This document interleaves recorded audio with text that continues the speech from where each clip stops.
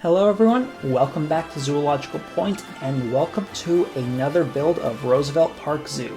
Today we are beginning construction on the Children's Zoo, and more particularly we are building the walkthrough. This Children's Zoo is kind of based off of Brookfield's Wild Encounters, so our walkthrough is going to house two species, those being the red-necked or Bennett's Walla-BE and emus. Since this is going to be Australia, I opted to use these poles from the Australia pack because I think they look super awesome. And you'll see later that I try to go with this whole Australia theme for Australian animals, because why wouldn't I? And I use planks and then I tried to position them. I think I'm getting better at building. You guys let me know. Yeah, I'm going to be talking a lot because this is over an hour of footage. It was a miracle that my game didn't crash because for some reason it's been crashing lately. Same with Jurassic World Evolution 2. I'm not sure if it was like a mod that I downloaded because like I've gone through and deleted all my mods and reinstalled them and gone through manually. I don't know. I am not very technologically savvy. I'm also not very good at most games. I'm just a nerd who really likes animals, and I appreciate that I have 420 of you people who enjoy watching me.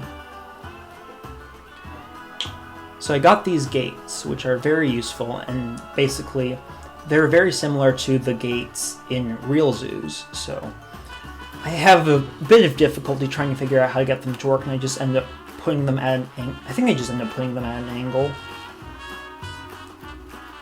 But I'll get around to fixing it sooner or later. I struggle with this a lot, I apologize. And then the fences are gone.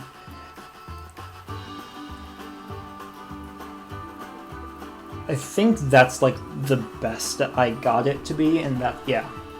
And then I just continue moving the wood, because I like that.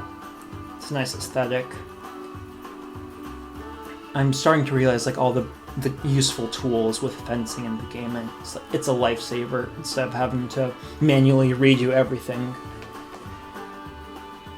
So yeah, wood and mesh for the first part, and then I like the corrugated metal.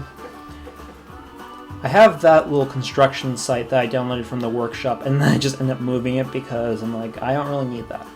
And here's where I had a bit of difficulty. There's a shade structure. If you've ever visited Brookfield Zoo, there's a shade structure where you can walk in, and I wanted to replicate that to the best of my abilities. And I found a really good picture of it on Zoo Chat, and I just, for the life of me, I couldn't figure out how to get it to look right. But in all honesty, I'm very proud of the end result. I filmed this 2 weeks ago, and it's very weird coming back to it and being like, what was I thinking? I'll tell you what I was thinking. I was thinking, thank goodness my computer hasn't crashed.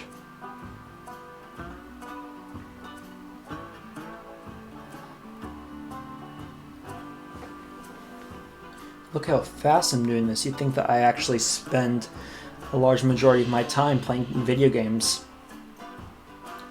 And I tried to figure out how to do catwalks, not catwalks, just a genuine roof. And then I'm like, yeah, this doesn't line up. I think I just end up going with sticks like that.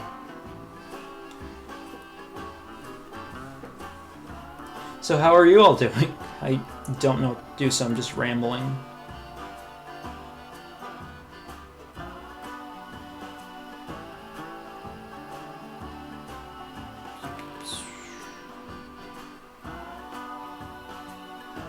You guys see the Batman yet? Honestly, I really liked it. There were lots of men, but not nearly enough bats for my liking. Also, I just want to point out there's a very glaring issue with the film. Colin Farrell plays the character called... He plays the Penguin. But he's a guy. Why would you call him the penguin if he's a guy? That penguins are like the little birds, the little tuxedo birds. I'm just messing. It was a great movie. I am very excited to see where they go with that. And more importantly, I'm excited to see more penguins on spring break, because I am going somewhere very fun. Don't worry, there's going to be an entire vlog. Luke is already dreading agreeing to deal with me for more time than he absolutely has to. So I just go through and start painting it. I include some hills because, I don't know, I just like the aesthetic of an uneven terrain. And then I just use these. I don't know, Brookfield's fences are lower than this. I think this is more of a Busch Gardens Tampa / Detroit zoo thing. There are a lot of zoos with wallaby walkabouts, and that makes me happy because wallabies are awesome.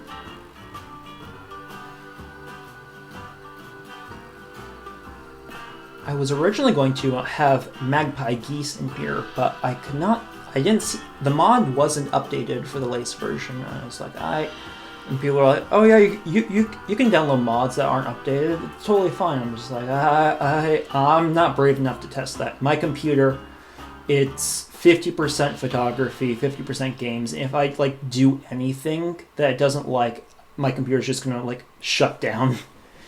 Its brain just melts.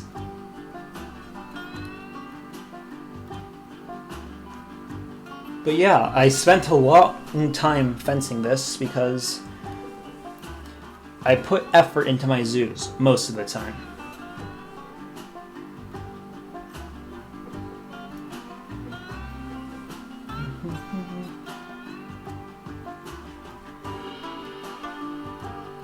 And then I leave an opening for the animals to walk around, and I'm like, crap, I need to do this.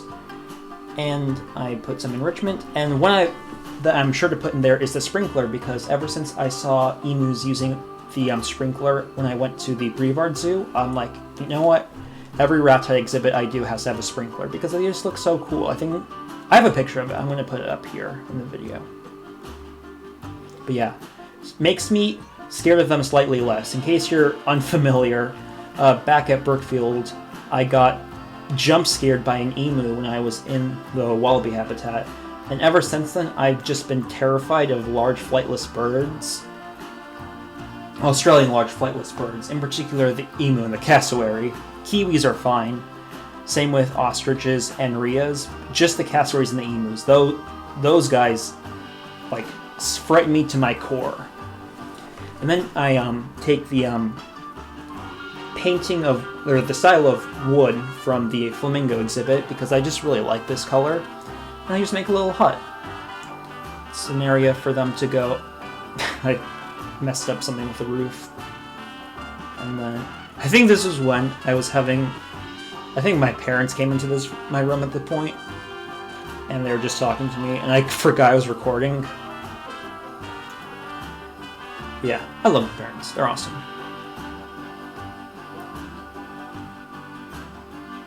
Yeah, I really like how this little house turned out. It just looks a little, it's a very cozy little house.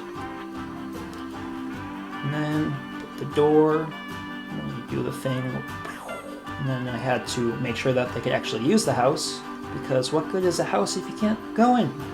I'll tell you what, nothing. And then I switched to the regular path, and then I add Bennett's wallabies. At this point, I forgot to reinstall emus, so I added them later. I added them off camera. And then I realized I needed to connect the path properly.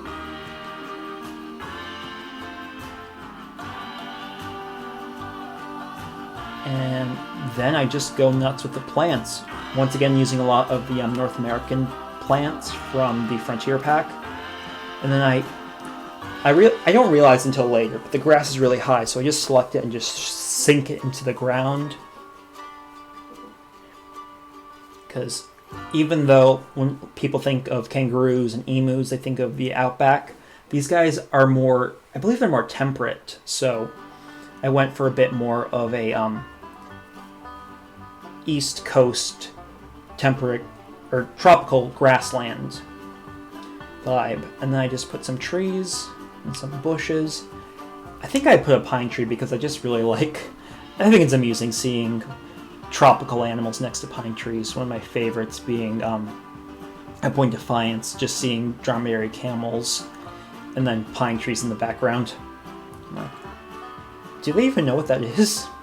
Probably. I mean, if a camel doesn't know what a tree is, it's not doing its job very well. I'm rambling. We're almost done. Don't worry.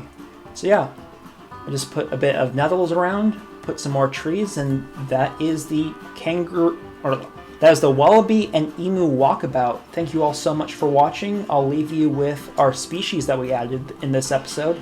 I'll see you soon.